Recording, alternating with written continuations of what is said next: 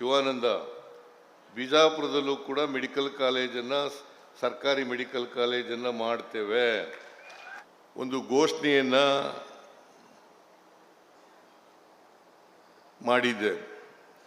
ಆ ಘೋಷಣೆ ಏನಪ್ಪ ಅಂತಂದರೆ, ಪ್ರತಿ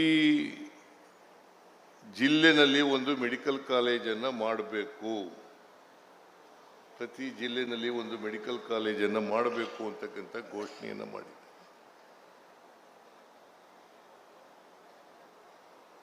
ಇವತ್ತು ಕರ್ನಾಟಕದಲ್ಲಿ ಸುಮಾರು 71 ಮೆಡಿಕಲ್ ಕಾಲೇಜುಗಳಿದ್ದಾವೆ. ಆ 71 ಮೆಡಿಕಲ್ ಕಾಲೇಜುಗಳಲ್ಲಿ 22 ಸರ್ಕಾರಿ ಮೆಡಿಕಲ್ ಕಾಲೇಜುಗಳಿದ್ದಾವೆ ಅಂತಕ್ಕಂಥ ಮಾತುಗಳನ್ನು ಹೇಳಲಿಕ್ಕೆ ಬಯಸ್ತಾ ಇದ್ದೇನೆ. ಇನ್ನು ಉಳಿದ ಜಿಲ್ಲೆಗಳಲ್ಲೂ ಕೂಡ